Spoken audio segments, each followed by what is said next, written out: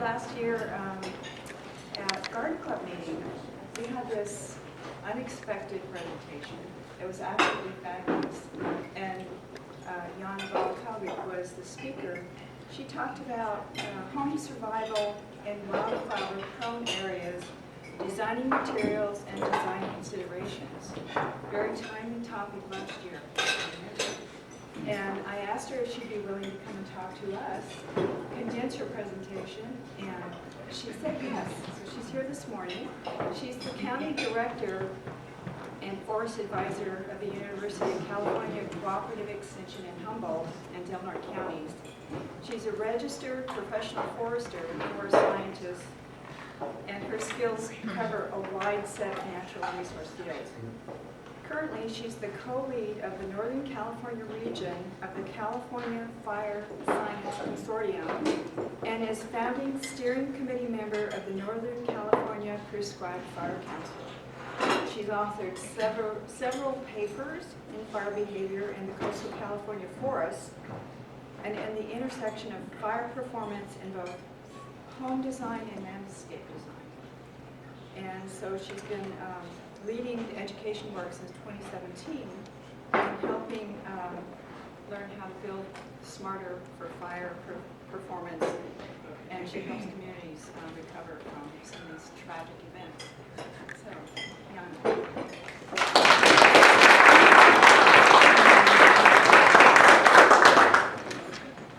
Well, thank you for the invitation, Karen. It's great to see you all. It's nice to be out here at the Sunrise Club. Where's the sun?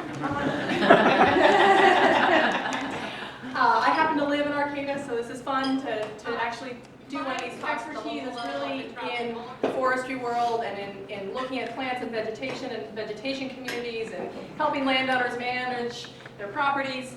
But I've always had a strong interest in wood products and in design. And years ago, we have a forest products lab in the University of California, and we started doing educational shows about how buildings burn. And you know how people would come? Just about zero. It was the volunteer fire departments and an occasional passionate person, but you could not get a crowd to save your life. People just were not interested. They're like, yeah, this is a problem of somebody else. This is the wildland firefighters issue. It's not my problem. But I think we've all gone through a really serious reality check. And I mean, how many of you were glued every day listening to the news in Paradise or in Santa Rosa? I mean, it was like, it's so tragic. Like, how can you imagine this happening? And I know, living in Arcata under the great, fog bank and next to the Great Pacific Fire Break, which we call the ocean, it's sure that the fire will burn out when it hits the ocean. We can feel sort of, this isn't our issue, right? My house isn't going to burn. This is not something I really need to worry about. But you're not always in Arcata. We all travel everywhere. Some of us have other properties in other places. Most of us have family in California living somewhere in an extremely fire-prone environment. And we have historical record of fires burning to the ocean here. We just saw one 3 years ago up in Brookings. You may remember that there was a wildland fire that had a wind shift and it burned 90,000 acres and it went right to the edge of Brookings. So we have the conditions that are prime. The challenge is, and we have a tremendous volunteer fire department and municipal fire department, and we have CAL FIRE, we have all these resources. But when we're in condition to burn, what's the rest of the state in? They're probably on fire, right? And so you may remember when the Tubbs fire happened that we had a utility line fire that started in Blue Lake. Ours was the first one in the sequence of fires that happened. And we got a bomber right on it, and we got it under control. 4 hours later, Santa Rosa blew up, Redwood Valley blew up. Had we been out of that sequence, we might not have had the resources here to be able to handle the issues. So I set the context to say that these are real issues for all of us, and there are very specific things that we can do, and it's going to take kind of putting on a different lens when we look at our houses and we look at how we beautify our landscapes and what we do that can make a difference. So if this isn't your thing, you can tune out, but I'm pretty passionate about this, and I'm spending a lot of time in Sacramento really trying to fix some of the policy challenges that we have to be able to help people. So I've been through Coffey Park, I've been through the Carr Fire in Redding, I've seen the fire tornado footprint, I've been throughout Paradise. I have a pretty strong sense of what the domino effect is, what the first point of failure is, and kind of of what happens along the way. So the first part of this is basically to understand how a home burns from wildfire. Most of us think of it as this giant flaming front that's going to come at us. There's going to be this wall of flames that's just going to engulf our house. The reality is it's probably not like that. And so what I want to show you is there's sort of 3 typical types of exposure. And the first one, what I just described, is where there's direct flame contact, where a fire and its flames do approach the home. And the more common way, however, is embers. Little bits of burning vegetation that move long distances, move past your fire breaks, and land on your home and find all the little weak points. So in this case here we've got a broom that's been left outside. That is easily ignitable. It could be a doormat. It could be a way into the house. And so to back up our research, there is a lab in North Carolina where it's big enough that they can select whole buildings and then expose them to different types of fire. And so here's an example of that lab, and you can see these embers being blasted at the house. I don't have an embedded video to show you, but this is really what it looks like when you get a fire that's got a heavy component of wind behind it. And that's when we tend to lose the most homes, is when we have a tremendous amount of wind behind it. So embers are able to find all the weak points. The other situation is something called radiant heat. And if you have a wood stove, you know that if you put something too close to the wood stove, you're drying your socks, they'll start to smoke a little bit, and you can start a fire just from the heat adjacent. So if your neighbor's house catches on fire, the amount of heat that is generated from your neighbor's house, depending how close you are, can engulf your own home by just that radiant heat without actual touching. So understanding that you can have direct flame contact, you can have a super high heat exposure from your neighbor's house, or you can have these wind-driven bits of vegetation or construction materials once the houses start burning, are sort of the 3 ways that homes are exposed. And you have to think about kind of what is in your situation. If you're in a place where your houses are really close to each other, being aware of radiant heat may be a very important piece. If your home is isolated on a large property, maybe that's less of an issue. And so the embers and the direct flame contact become more important. But what I've been trying to set the stage for is in many cases the landscaping and the vegetation almost doesn't engage. So here's an example from the Angora fire in South Lake Tahoe, where you see all the trees surrounding this house perfectly fine. This wasn't a fire from the inside of the house. This fire happened because embers were able to get inside the house, and the house actually is the most combustible part of the landscape. So you will see classic examples of this in images from Santa Rosa, from Paradise. And so trying to figure out how you armor yourself and harden your home to be able to withstand those embers is really the critical piece that we've been missing. So the points of entry into a house from embers are numerous. So you can imagine where you have a dormer, so a little roof that abuts up, and you've got a wall, and then that little connection point, you've got leaf material that collects there, or needles, or other materials. So the embers land, and they ignite that material, and your Class A roof here really doesn't have to do much work because the wall itself is not rated to withstand fire. And so then it's fairly easy to penetrate inside the wall and get inside the house. Or you have rain gutters, which we live in a rainy climate. Rain gutters are super important because otherwise your siding will wear prematurely. And so rain gutters can fill with material, and that material can then be ignited by those embers. And what happens is you have your roof, and you have your gutter attached, and then you've got your roofing on top, and you've got the gutter, and the fire starts in the gutter and then just goes right underneath your roof. But you need to have the way to solve that issue is to put a piece of metal flashing, which is standard installation now, but there's a lot of homes out there that don't have that little piece of metal flashing, which makes a difference there.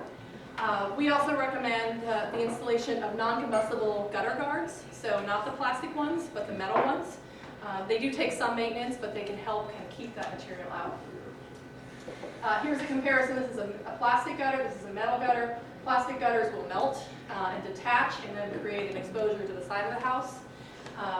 That being said, I still promote metal guards. You can also imagine the fence-to-house connection. This is from Santa Rosa, from Coffey Park, and the small materials catch on fire more easily, and fencing is relatively thin overall. So I'm not, I work in the forest products industry. I love redwood. I love wood products. The solution, though, is to have a metal gate to attach to the house, so that if the fence catches on fire, it doesn't wick it to the house. So you've got a way to break it up. The other main location where embers enter are through ventilation systems. And venting is really important because inside our house we have hot water and showers, and we cook, and we let all this moisture inside our house, and it has to go somewhere. So if you don't have a ventilation system, then you've got this moisture problem, and then you'll have rot. But what we need is something that's a little bit more like Gore-Tex, where it lets our body heat out and our moisture out, but keeps the rain from coming in. Because what happens is most of us have, this is a gable-in vent, so at the pointy part of the roof, this is the under-eave vents, and most of those have a mesh screen that's a 1/4 inch size and sometimes greater, and that's just really porous. So these little tiny bits of embers can get inside. So these are 2 pictures taken from inside an attic, and those embers are being thrown at the outside of the house, and you can see these little sparks coming right at you. So depending on what you store in your attic, or depending on the condition of your attic, you have a very susceptible place for material to ignite. So this is the horizon line, just for perspective. And you can see that a lot of embers are getting inside that house, just in one frame of an image. So this is probably the most common way that we're losing our homes, is because of our vents and how our vents are designed. The good news is it's possible to change that without a lot of money. So when you're thinking about your structure and its vulnerability, or your friend's structure, or your child's structure, or wherever they live, there's sort of an overwhelming set of issues. And most people, the first thing they want to do is replace their siding. The siding is important, but it's lower on the priority list. The siding just happens to be what we see and what we most orient around with our house. So let me try and decouple where the priorities are. So they're the roof and the roof edge. Number one thing you need to worry about. That roof has so much exposure from the sun. It has to resist the wind. It has to resist all the rain, the hail, maybe snow. And so an old roof has little nooks and crannies and places that things can get in. A tile roof, for example, has all kinds of gaps and little places that need to get plugged up to be able to resist those embers. The next main priority is really the vents, and I'll show you a couple examples of that. And then the third priority is really the defensible space and the vegetation right around the house. After that, once these things are taken care of, we can start talking about the windows, the decking, the siding, and those kind of vulnerabilities. But taking care of those 3 things is really a huge part of the equation. So the roof being the number 1 priority, looking at all those places of potential weakness. So the roof surface itself, is it in good shape? Is it time to replace the roof? Is it like my nice redwood shake roof from 1955 that is beautiful but is not going to withstand anything? Don't come save my house. It's not worth it at that point. Additionally, there's the roof edge and the roof gutters that we're talking about. Maybe you have a ridgeline vent system, maybe you have through roof vents. Understanding how these are designed to function, and when you have the opportunity, making upgrades is a high recommendation. I don't know that any of our roofing contractors are really up to speed on these issues yet. The codes have changed in 2008 for new construction, but trying to bring our existing housing stock up to standard is the next challenge. And figuring out as a state, how do we incentivize people for doing this? How do we not make it an economic issue where the low income and those that are most vulnerable don't have the resources to handle these things? Because that's what we saw in Paradise, right? Paradise was a retirement community that was established in the 50s, and it really was some of our most vulnerable populations. I mean, it was paradise for them, but their homes were really not designed for the kind of exposures they experienced.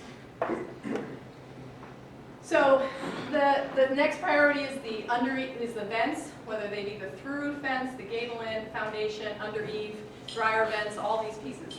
The way your ventilation system is designed is to create circulation. So the under-eave vents become an inlet. They let in cool air in. And then the through roof vents and the gable-in vents are the outlets to let that moist, hot air out and be able to manage heat. So you need the whole system to work. And then foundation vents let that moisture from underneath the house and in the soil environment have a way out. So you'll probably notice that when you walk to your house and you look at the vents on your house, they probably have a 1/4 inch size right now. The majority of us are in that current condition. The issue is when you get smaller sizes and you go to paint your house, it's pretty easy to fill a smaller size vent up, and then it seals up with paint, and then you don't have it functioning. So we need to think about how to protect these new vents. And so what we're recommending is an 1/8 inch metal mesh screen.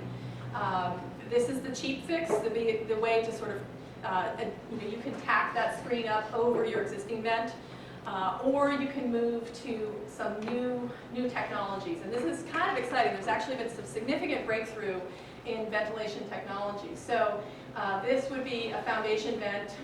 It's about a $25 vent just for price comparison. And what's really neat about it is that you can see there's kind of this honeycomb look amongst it. So there's an aluminum honeycomb that when heat is exposed to it, that aluminum melts and the vent seals up. So it basically has a shut-off mechanism that can control whether or not flame is able to enter or those embers. So pretty new. I mean, it will certainly, if it has an exposure, you'll need to replace it, but replacing a couple of vents and saving your home, well worth it. There's some other systems. So these are 2 gable-in vents. This, again, has that same honeycomb system. This has a baffle design. Like a lot of us have vents over our kitchen stoves, and you might see a baffle design system. So there's ways that sort of block, those embers coming through. And then here's some through-roof vents, and they've got a steel wool mesh that's incorporated into them, so it allows for air exchange. So you can get a sense that there's some new technologies coming. These are all being manufactured in California. I don't know of any supplier here locally that has them. But these are available, and you can order them online. Since we're in redwood country, I just want to talk about decks. I love decks. I love redwood. There are some particular vulnerabilities that redwood has. And there are some new design installation techniques that can make a difference for redwood. So if you're going to replace your deck, it would be worth understanding kind of what's out there. There's sort of 2 issues with decks. One, we store a lot of stuff on them that tend to be combustible. So furniture, cushions, propane, newspaper, those kinds of things. So I have a cabin, and so I go through summertime. When I leave, all that stuff's off my deck. That's just my standard behavior, especially the broom and those kinds of things. The other issue is that our deck boards can sometimes be a little close to each other, and they fill with debris, and that debris might be needles, it might be leaves, and if embers land on that, it's really easy to ignite that. I mean, most of us know that when we start a fire, we don't start with a 2x6, right? You're going to start with something smaller, but if you've got little tiny things, that is easy to, it's like baby kindling in the process. So, well, what do we do about this? Because if the deck catches on fire, it'll bring the fire to the house. So there's a couple things, and they're relatively inexpensive in the installation process. They're a little harder to retrofit. But if you can replace the connector board with a non-combustible board, that's a nice fix. And then there's great research now to show that if you, on the deck joists, put a foil face tape on top of the deck joists, that'll prevent, when you get an ignition, the wicking along that deck joist and bringing it to the house. And then increasing the size to 1/4 inch gaps makes a significant difference in both the air dynamics and how the fire will attach, or how it will continue to smolder and burn. Redwood's great, far better than Trex. Has a much better environmental footprint than all these other composite boards. You can put them 24 inch on center, you can build a superior deck than you can to some of these composites. So I just want to promote that I really am supportive of Redwood, but a few small changes can make a big difference. What you'll hear coming out of Santa Rosa is absolutely no decks. That's the mantra that's being promoted. I've been trying to get Humboldt Redwood Company to be on board to help communicate some of this new information so that we're making wise decisions and so that Redwood doesn't get and more of a bad reputation just because they've got that Home Depot contract and they've got all this voice right now around decking, but maybe we should talk a little bit more about it. Anyway, so that's the short there. So let's talk about defensible space because, only you can prevent forest fires, right? That's the Smokey the Bear line. But what I've really seen in working throughout California is that people think about defensible spaces, that issue over there, and it's really my neighbor. Like, my neighbor's not dealing with their stuff, and, if it was only, a place where people were more responsible, but it's really about them. It's not about them. It's about us, and it's about what we can do. And so the way defensible space is designed to work is that if you do have a flaming front coming at you, the fire could be in the tall trees, it could be in the manzanita, it could be in whatever our surrounding vegetation is. But if you begin to create separation between trees, what happens is that the fire will lay down on the ground and then become something that someone can defend against. When you have really tall flame lengths, you can't put firefighters in front of that. So it changes the fire behavior. But our framework and how we thought about this is just about being able to put an engine here and respond to that house. But we know that there's no way humanly possible we can have enough engines to support the number of houses that can be exposed in these events. And an engine can't manage it. People can't manage a fire tornado. There's all these issues. So we've been communicating, I think, some of the right message and not all of the right message. So look at this. This is what it's published to look like. And we see that we've now surrounded the house with vegetation. So if you think you're going to have just a flame front come here, you're going to make a big difference on how the fire is going to behave. But if you think you're going to have embers, it passes right over that effort. So most of us need to be prepared for both kinds of exposures. And what I want to show you are some homes that did survive, and they're interesting. So this is new construction from Paradise. Home survival in Paradise went up to 42% post the new construction standards. That's great because it went down. The survival rate in any time period prior to that was 10% or less. So it made a difference, but I think we could make a greater difference. So this home looks pretty modern, right? You can see that there's this moat of grass around it, and you think, wow, they did it. But if you didn't walk up close to this house, you wouldn't see that every one of these windows is broken. And what happened, and you can see on this cushion from the back porch, see all these little burn marks? It was blasted by embers. So these are the embers inside. I found those in the lawn.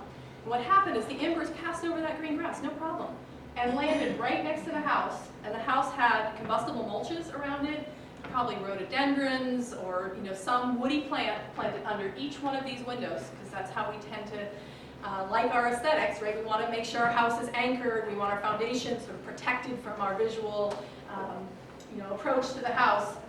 And this house, I don't know if it had an engine on it, but it barely survived. All it needed to have was one of those windows crack completely. So we have double pane windows most commonly now. In this case, the first pane cracked, but the second pane survived. But if that vegetation was any older, it would have been bigger and there would have been a greater heat exposure, and one of those windows would have gone, and then you would have fire inside the house. So those are the embers. That's what's flying through the air. Well, in this case, that's what was flying. Those are the ones I could pick up. So these embers are probably because the neighbors' houses were on fire, and so they were construction related, as opposed to leaves and twigs and things like that. But you get a sense that you've got a big hot thing coming at you. When I was in the coffee parks, I saw embers the size of 2x4s. There were 2x4s thrown around as those homes exploded. I mean, there was big material being moved. So whatever they land on has to be able to be resistant to that amount of heat and how long it takes for that thing to go out, right? Or to completely combust. So our codes basically have been really silent about what we do around the house. Here's another example. This is car fire. The fire tornado came through not less than a quarter mile on the other side of this. Nice green lawn, stucco construction, new roof. But again, it's dark color here because all the combustible mulch burned and this vegetation caught on fire. This window is broken. This window is broken. That house lucked out. So what can we do about that?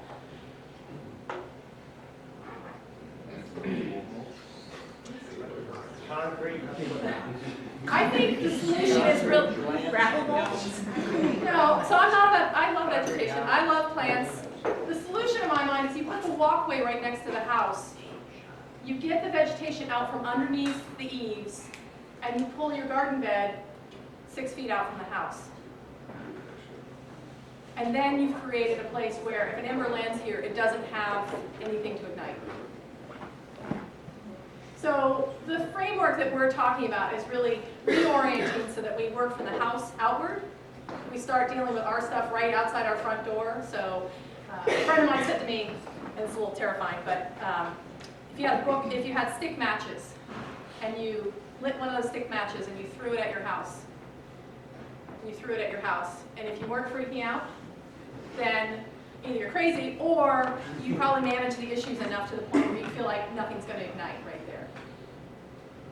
Outside my house, I have rhododendron leaves, I have some combustible mulches, you know, there are issues. I have a lot of cement around my house too, and so I'm slowly working through it.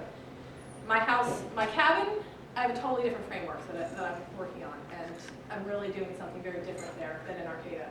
But the point is really to become much more aware about what's right around our house, because that's what's contributing to some of the vulnerability when we get these ember and wind-driven fires. So with that, I just want to I'll end with sort of 3 slides. So what does a house look like that survived in Paradise? This is a home that was for sale. It was an older home, but it had been upgraded, and it met the new construction standards when it was upgraded.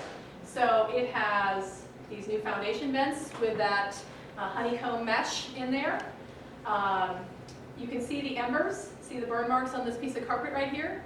You can see the pine litter. You know that it was under the kind of gutter exposure. I mean, all that material was coming down. Every home around this one was gone within half a mile in every direction. This home stood out because of a couple of things. So it had the new vents, it had gutter guards on the main house, it had a new roof, it had a tall foundation, so it had some separation from the ground. It was for sale. It didn't have the kinds of accumulated junk and toys and things that we tend to have. That made a big difference. The garage was not upgraded, and so the garage windows broke. I don't have a picture of that, but when the windows broke and embers came in, the garage was empty.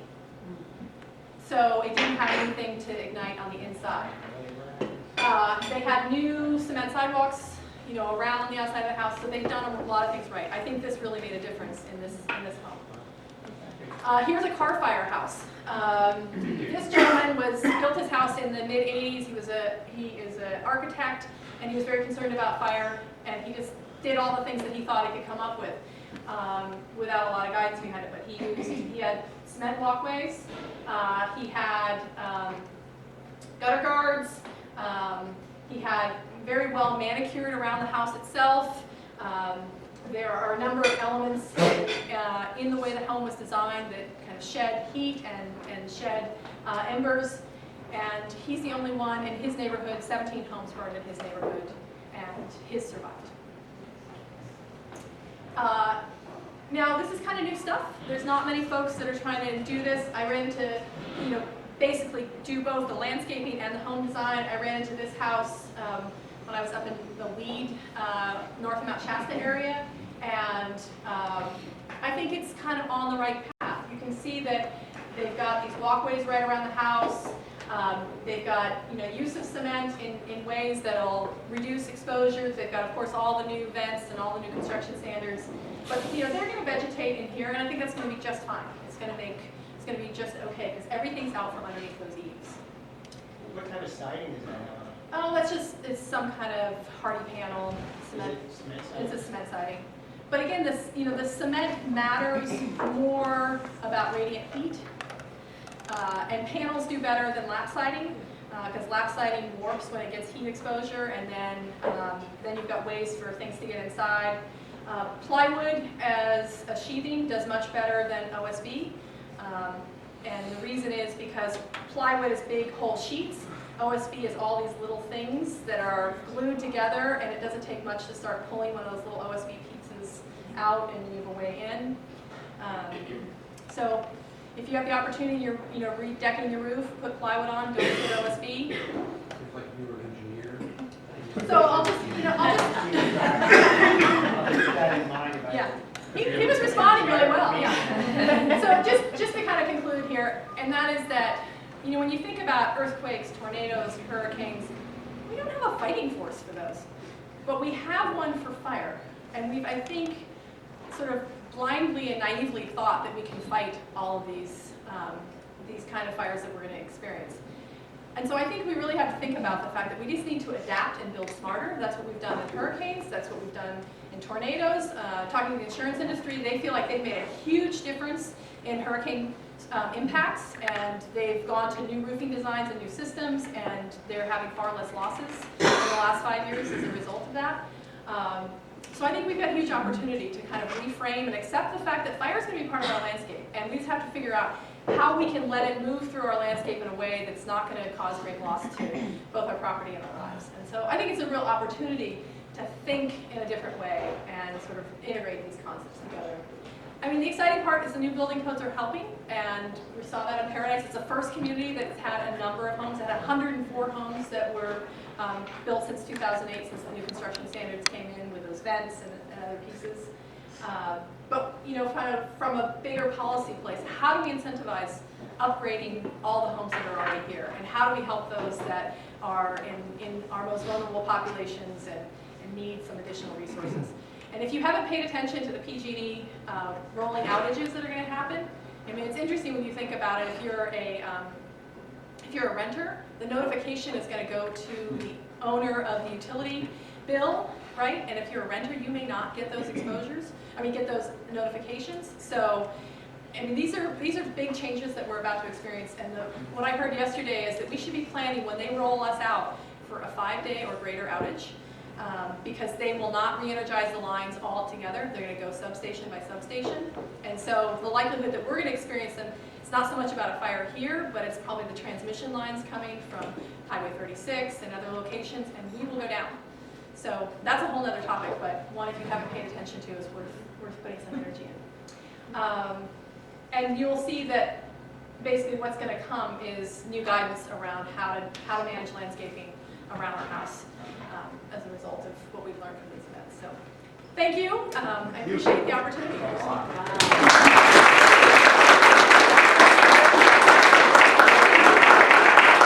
Any questions out there for Yana?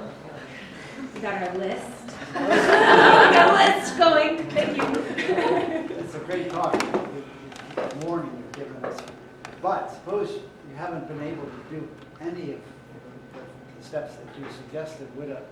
Would you agree that what we could do if the fire is approaching your home is close down as much as you can your house, and particularly those vulnerable areas that you were describing?